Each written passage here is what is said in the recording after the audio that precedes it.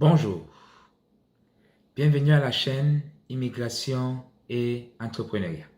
Dans cette vidéo et dans les prochaines, je vais m'atteler à répondre aux nombreuses et pertinentes questions que vous avez bien voulu nous poser. Et la question à laquelle je vais répondre aujourd'hui porte sur les études au Canada.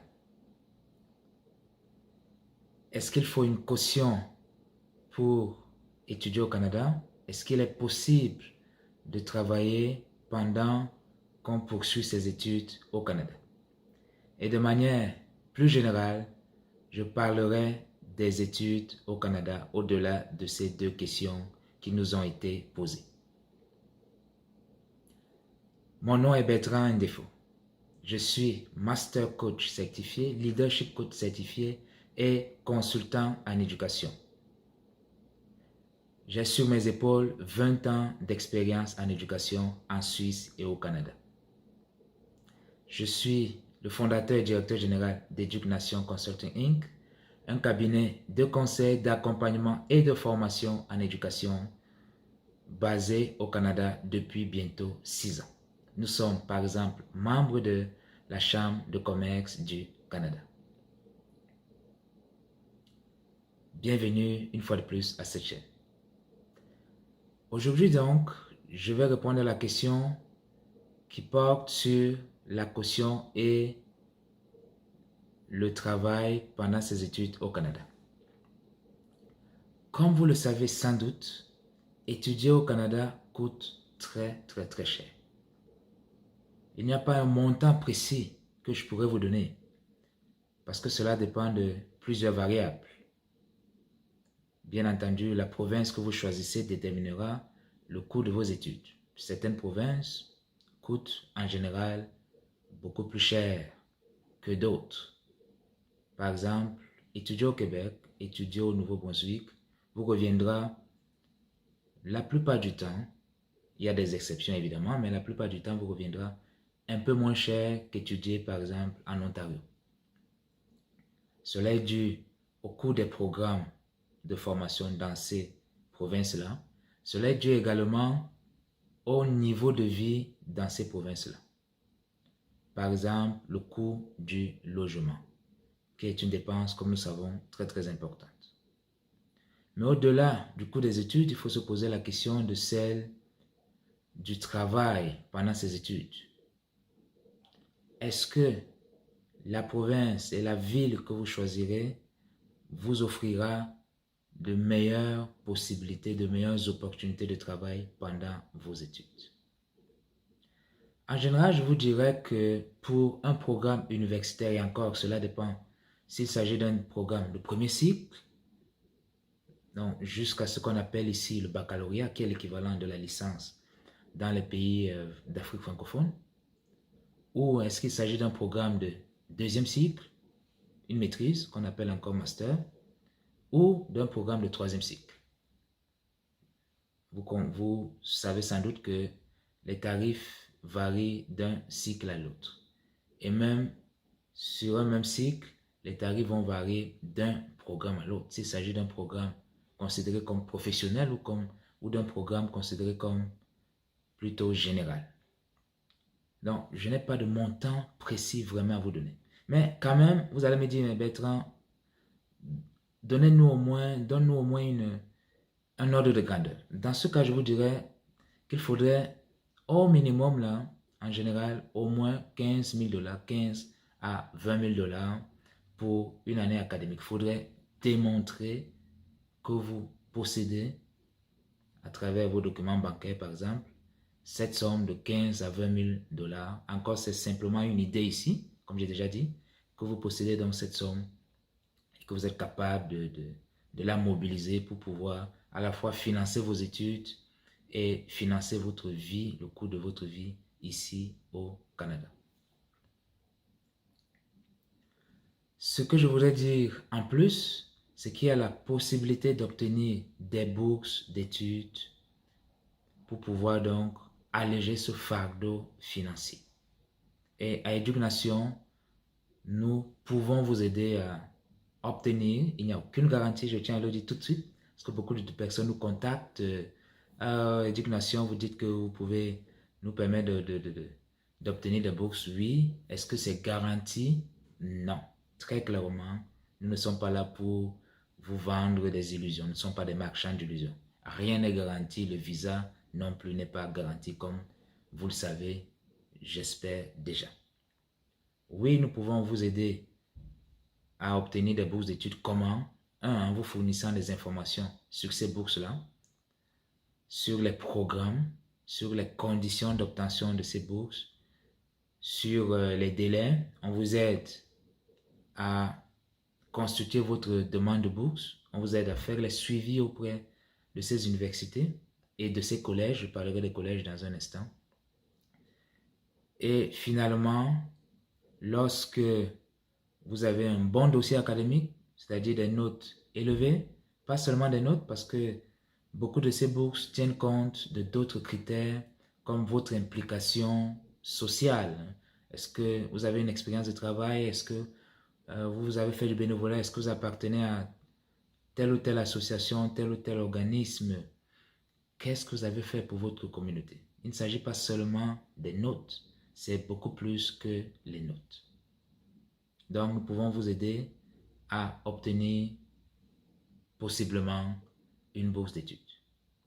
Lorsque vous arrivez, il y a dans les universités et les collèges la possibilité d'obtenir une aide financière. Il ne s'agit pas d'une bourse, mais d'une aide. Si vous pouvez démontrer que vous êtes un étudiant en difficulté financière, que vous avez beaucoup moins de ressources que vos besoins, souvent, là, il est possible d'obtenir une aide financière. Évidemment, les montants varient selon le degré, selon l'ampleur de vos besoins et selon les fonds disponibles dans telle ou telle université, dans tel ou tel collège universitaire.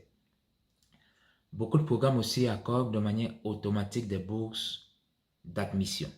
Évidemment, ces bourses d'admission sont très minimes par rapport au montant qu'il faut démontrer comme étudiant étranger pour pouvoir possiblement obtenir un visa d'études. Cela pourrait être $500, $1000, $2000, $3000. Cela dépend vraiment de la générosité de tel ou tel programme, de telle ou telle université, de tel ou tel collège universitaire. Mais il y a cette possibilité-là qui permet tout de même d'alléger cette charge financière. Je vais maintenant parler des collèges. Vous qui m'écoutez, vous venez probablement d'un pays d'Afrique francophone. La plupart d'entre vous, sans doute. Le conseil que nous donnons souvent à Éducation, je vais le partager ici avec vous, parce que c'est un conseil que je donne beaucoup dans mes conversations un à un avec les prospects, avec les clients, les parents et les jeunes qui viennent vers nous. Je vais vous le partager avec vous aujourd'hui. C'est un privilège, n'est-ce pas, que vous avez d'être sur cette belle chaîne immigration et entrepreneuriat. C'est qu'il ne faut pas focaliser toute votre attention sur les études universitaires. Au Canada, les programmes de premier cycle universitaire, l'équivalent, ce qu'on appelle dans nos pays licence, ce qu'on appelle ici baccalauréat, ces programmes durent en général 4 ans, plutôt que 3 ans dans la plupart des pays d'Afrique francophone. Vous imaginez dépenser en moyenne environ $20,000 pendant 4 ans. C'est une charge juste énorme, même pour des parents qui ont certains moyens financiers et qui ont beaucoup de volonté.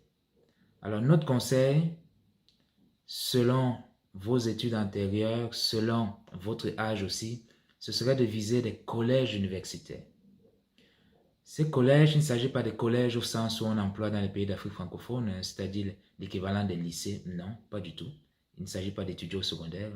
Ce sont des collèges, mais des collèges universitaires, c'est-à-dire des instituts, l'équivalent des instituts supérieurs privés dans beaucoup de pays d'Afrique francophone, qui offrent donc des formations de 2 ans la plupart du temps. Après 2 ans, vous obtenez votre diplôme. Après le diplôme, un permis de travail post-diplôme, et vous pouvez travailler à temps plein, etc. Et par la suite, la résidence permanente, et ainsi de suite, n'est-ce pas? Un des avocats avec qui nous collaborons pourra répondre davantage à toutes ces précisions d'autres techniques pour ce qui est des critères à remplir pour obtenir la résidence permanente. Donc, je n'entrerai pas là dans ce domaine-là aujourd'hui parce qu'il ne s'agit pas, cela ne dépend pas de, cela ne participe pas, voilà, de mes compétences. Je vais simplement me limiter aussi ici aux études. L'autre information que je voudrais partager avec vous, c'est que les universités canadiennes sont extrêmement compétitives. Extrêmement compétitives. Dans le tout dernier classement de la Times, voilà, de la Times Higher Education, les universités canadiennes, 3 universités canadiennes se classent parmi les 50 plus grandes universités au monde. Ce classement de la Times Higher Education est dominé largement dominé par les universités anglaises et américaines. Donc, au premier rang des universités canadiennes se trouve donc l'université de Toronto qui occupe la 18e place, l'université de Toronto qui occupe la 18e place dans ce classement mondial des meilleures universités, classement 2022 qui a été publié au mois de septembre, il y a quelques semaines seulement. Donc l'université de Toronto est à la 18e place et c'est la première université canadienne. Deuxième université canadienne dans ce classement, c'est l'université de la Colombie-Britannique, UBC, University of British Columbia, qui est à la 37e place de ce classement mondial. Et troisième université canadienne qui occupe la 44e place, c'est l'université McGill qui se trouve à Montréal. Donc voilà les 3 meilleures universités canadiennes dans ce classement mondial des meilleures universités, donc de la Times Higher Education 2022. Et ce classement prend en compte les critères comme la qualité de l'enseignement, la qualité de la recherche, la qualité de l'innovation, le degré d'ouverture à l'international, etc., etc. Donc les universités canadiennes sont extrêmement compétitives. Il faut vraiment tenir cela en compte. Cependant, il est possible d'étudier au Canada quand vous avez des fonds, même si vous n'avez pas des moyens excellents. Cela risque d'être difficile pour vous d'obtenir une bourse d'études. Vous pourrez, dans certains cas, obtenir une bourse d'admission qui va quand même alléger le fardeau. Il y a des universités beaucoup moins grandes, beaucoup moins de moins grande réputation que les 3 universités que j'ai énumérées il y a quelques instants et qui offrent une qualité d'enseignement excellente également. Maintenant, parlons de la possibilité de travailler au Canada pendant vos études. Oui, cela est possible. D'ailleurs, dans votre permis d'études, il devrait avoir une mention comme quoi vous avez le droit de travailler au Canada pendant vos études. Maintenant, le maximum d'heures que vous puissiez travailler pendant la période là, de vos cours est de 20 heures par semaine durant les périodes, les semaines, les mois d'enseignement. Pendant les congés ou les vacances scolaires, par exemple le mois de décembre, en général, il y a 2-3 semaines de congés. Pendant l'été, il y a en général 3 mois, de juin, juillet, août, quelquefois même 4 mois, mai, juin, juillet, août. Pendant ces mois creux où il n'y a pas de cours, vous pouvez travailler à temps plein, autant d'heures que vous pouvez ou que vous souhaitez. Mais pendant les cours, 20 heures au maximum. Hors campus, il y a la possibilité aussi de travailler sur le campus.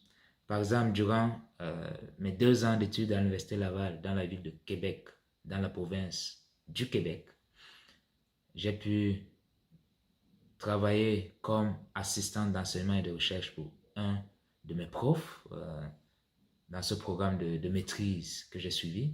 J'ai pu travailler aussi à la fondation de l'Université Laval. Ce que nous faisions, c'est qu'on passait des coups de fil aux diplômés de l'université pour leur proposer de les encourager à financer les différents programmes de l'université, programmes de bourse, d'aide financière de l'université, tel ou tel programme d'achat du matériel informatique, ainsi de suite, ainsi de suite. Donc, il y a cette possibilité-là de travailler sur le campus et de travailler hors campus, mais pour un maximum là, de 20 heures quand c'est hors campus pendant la période des études. Voilà, j'espère que j'ai répondu comme il se devait à ces 2 questions, à savoir la question sur la caution et le financement des études au Canada et celle sur la possibilité de travailler ou non pendant ses études au Canada. N'hésitez pas à communiquer avec moi. Vous avez mon adresse courriel qui va s'afficher là. Vous avez également le site internet d'Educ-Nation Consulting Inc. Vous pouvez aussi nous retrouver sur les réseaux sociaux, sur Facebook, ma page personnelle ou la page d'entreprise d'Educ-Nation Consulting Inc. Sur Instagram, la page d'entreprise Educ-Nation Consulting Inc. Et sur LinkedIn, ma page personnelle et la page du cabinet Educ-Nation Consulting Inc. Au plaisir d'échanger avec vous plus directement très bientôt.